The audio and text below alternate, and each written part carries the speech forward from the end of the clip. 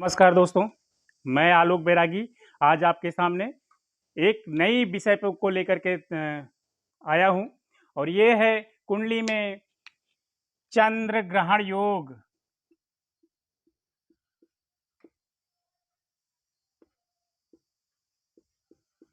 ये चंद्र ग्रहण योग और सूर्य ग्रहण योग,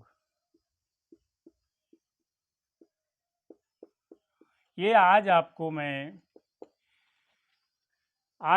बता रहा हूं कि कुंडली में सूर्य ग्रहण और चंद्र ग्रहण होने पर, जिसको हम ग्रहण योग बोलते हैं, कुंडली में ग्रहण योग क्या होता है।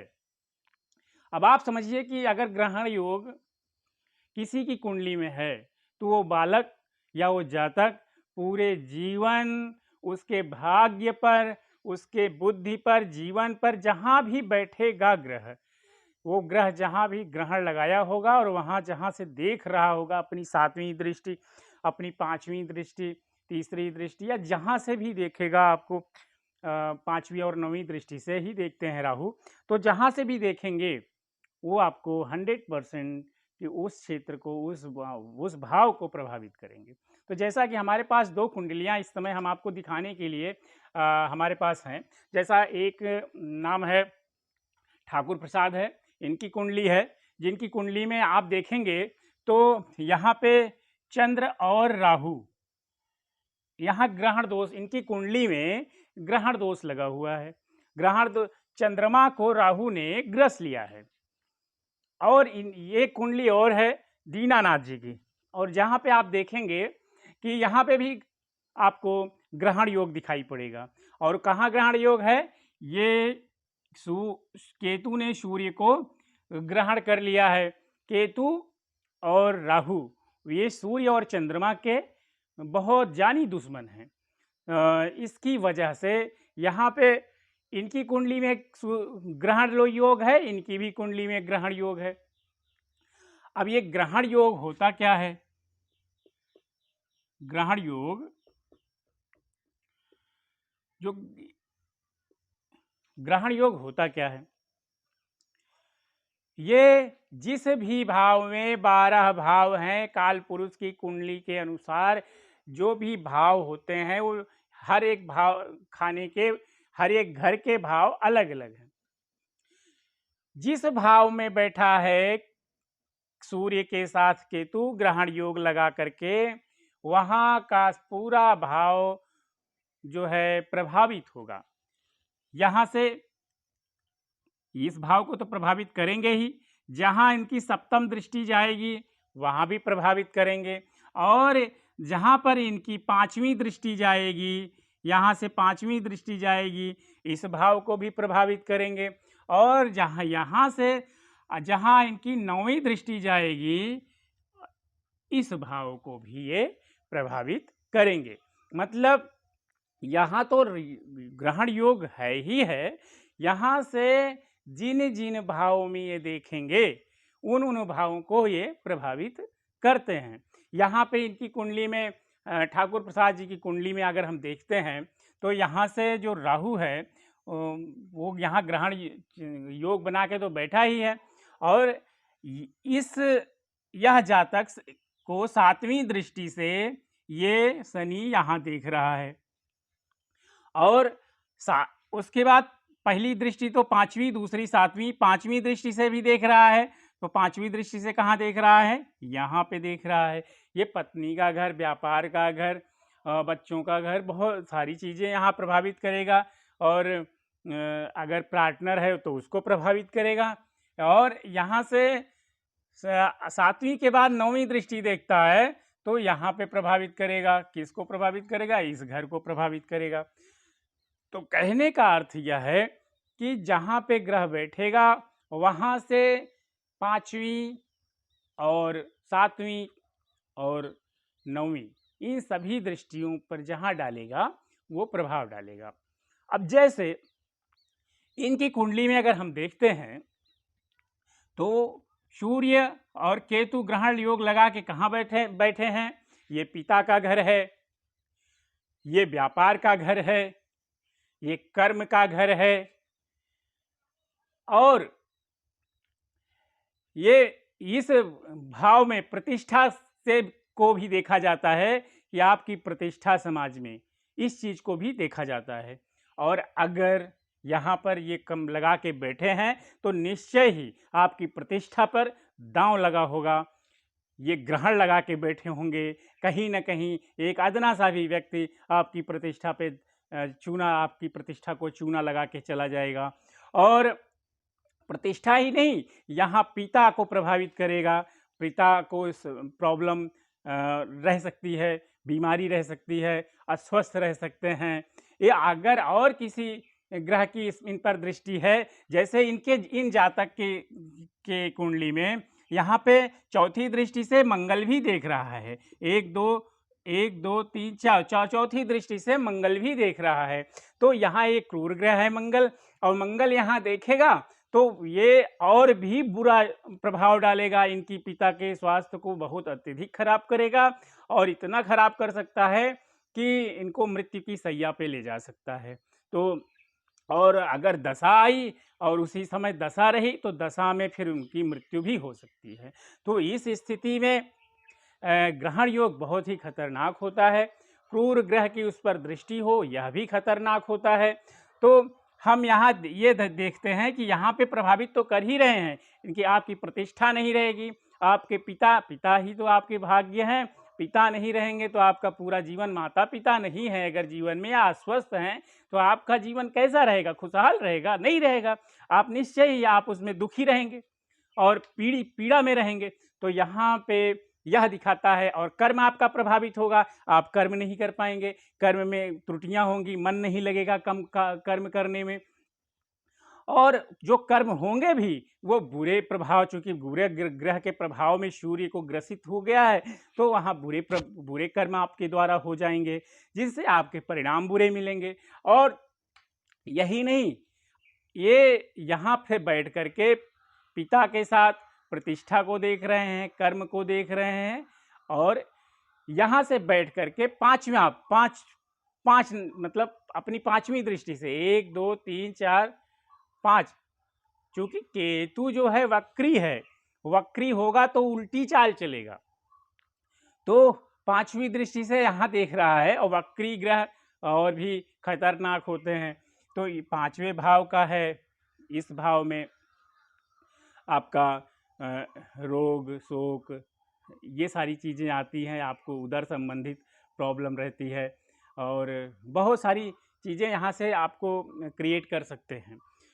यहाँ आपको माता को प्रभावित कर सकते हैं, और यहाँ राहु भी बैठे हैं। देखिए, इस जातक की कुंडली में यह दिखा रहा है कि वर्तमान में यह जातक बहुत परेशान होगा, इतना परेशान होगा और इतनी ज़्यादा समस्या होगी इसको कि इसका जीवन पूरा नर्क बन चुका होगा।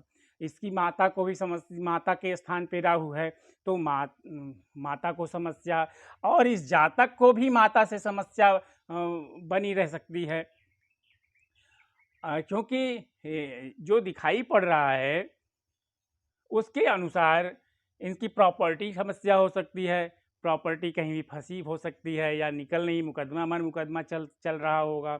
राहु यहाँ से बैठकर, जैसे केतु यहाँ देख रहा है तो राहु भी यहाँ देख रहा है, मंगल भी यहाँ देख रहा है, तो इसके हिसाब से ये समझ में आता है कि इनका व्यापार इनके पिता को के लिए और इनके कर्म के लिए, कर्म प्रसिद्धि के लिए, इस सब क्षेत्रों में तहस नहस मचा के रखा है। मतलब अगर ये भाव प्रभावित है तो जीवन प्रभावित है आपका बहुत बहुत बुरे तरीके से।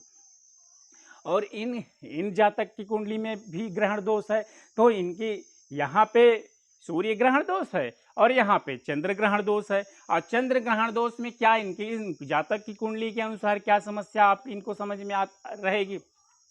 यहाँ राहु वक्री है, तो अगर यहाँ तो प्रभावित करेगा, ये आय का घर है, अगर यहाँ आय प्रभावित हो गई आपकी, आप कम्युनिकेशन का घर है, अगर किसी से आप सही से बातचीत नहीं कर पा रहे हैं, और तो आपका आय ही प्रभावित, बैंक अकाउंट में पैसे ही नहीं हैं, तो आप के जीवन में प्रॉब्लम समस्या होनी तय ही है 100%, क्योंकि यहाँ राहु चंद्र को ग्रहण करके बैठे हैं और आपका मन ही नहीं लगेगा पैसे कमाने में। चंद्रमा मन का जातक है, राहु ने मन को ग्रसित कर रखा है, बुरे कार्यों में लेके जाएगा, भगाएगा। तो इस स्थिति में ये समझ में आता है कि इनका आय प्रभावित है और इनके जो इस जातक की उम्र अभी 22 वर्ष है, 22 वर्ष है, इसका विवाह नहीं हुआ है।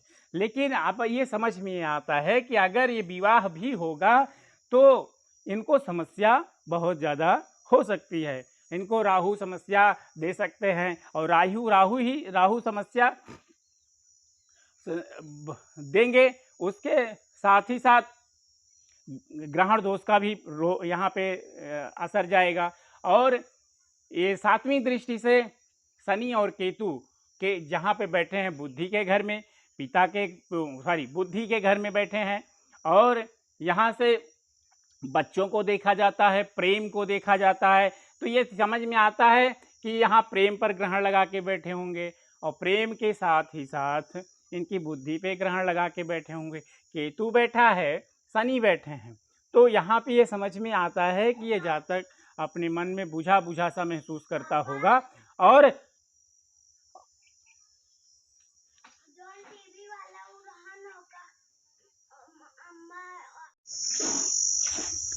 क्षमा करिए मित्रों, थोड़ी सी त्रुटि हुई। हाँ, हम जहाँ पहुँचे थे कि ये बैठ करके इस जातक को क्या प्रभावित कर रहा है, इनकी बुद्धि को प्रभावित कर रहा है। शनि यहाँ बैठे हैं, केतु बैठे हैं, तो निश्चय ही यहाँ समस्या इनको क्रिएट है। चंद्र राहु की दृष्टि भी है, तो इस आधार पे इनकी बुद्धि सही से काम नहीं करेगी, इनका प्रेम नहीं रहेगा किसी में, किसी से प्रेम हो नहीं पाएगा। और दूसरी चीज़ें, इनकी बुद्धि जो है आध्यात्मिक चीज़ों में जा सकती है। ये अच्छी चीज़ें आध्यात्मिक कोई कार्य आपके द्वारा हो सकता है या किताबें अच्छी पढ़ सकते हैं आप, ये काम आप कर सकते हैं, यहाँ अच्छी चीज़ें हैं। और इस दृष्टि के यहाँ पे प्रभाव डालेंगे 9वीं दृष्टि से, तो निश्चय ही यहाँ पे ये परिश्रम का घर है, तो आपको परिश्रम बहुत ही कराएंगे आपसे और बहुत ज़्यादा कराएंगे। आप कभी इस काम को करेंगे, कभी उस काम को, क्योंकि यहाँ भटकाव रहेगा। चंद्र के साथ राहु रहे तो भटकाव देता ही देता है। तो इस दृष्टि से ये समझ में आता है कि चंद्र ग्रहण योग और सूर्य ग्रहण योग। चंद्रमा आपके मन का कारक है, सूर्य आपकी आत्मा का कारक है। और अगर चंद्रमा ग्रहण लगा है तो आपका मन बुझा बुझा रहेगा, आपका मन गलत कार्यों में जाएगा। और सूर्य ग्रहण लगा है तो आपका आत्मबल कम रहेगा, जो आपके अंदर आत्मबल है उसकी कमी रहेगी, आप किसी से बात नहीं कर पाएंगे, आप डरे डरे महसूस करेंगे और बुझे बुझे महसूस करेंगे। तो जब आप बुझे बुझे रहेंगे तो किसी भी क्षेत्र में आप सफल नहीं हो पाएंगे। तो इससे समझ में आता है कि ग्रहण दोष का निवारण अनिवार्य है। अगर ग्रहण दोष का निवारण नहीं करता है जातक, तो इस आपको पूरे जीवन में, पूरे लाइफ में आपको समस्या रहेगी, 100% रहेगी। तो ग्रहण योग के लिए इसके लिए कुछ उपाय होते हैं, जैसे 18,000 जाप किया जाता है राहु केतु का। तो जैसे ये अगर आप ये करा लेता है जातक, तो इसको काफ़ी राहत मिल जाती है। और उसके ही साथ जैसे इनके इस जातक के, इसका मंगल उच्च का है, मंगल उच्च का है। तो जब यहाँ मंगल उच्च का है तो इनको जो है इनको मंगल पाठ की भी जरूरत पड़ेगी। इसमें आप यहाँ पे राहु केतु की जाप के साथ मंगल पाठ भी पाठ करें। तो अगर ऐसा करते हैं तो इन जातक को जीवन में बहुत ही शांति मिलेगी, बहुत ही जीवन को सरलता से चलाने में कामयाब होंगे। और इन जातक को राहु केतु का जाप कराना चाहिए। तो धन्यवाद, बहुत बहुत शुक्रिया आपका, आपने हमारे चैनल को देखा। नमस्कार। और मैं आलोक बैरागी फिर आपको अगले वीडियो में नई जानकारी लेके प्रस्तुत रहूँगा। और मेरे इस चैनल को सब्सक्राइब करें और लाइक करें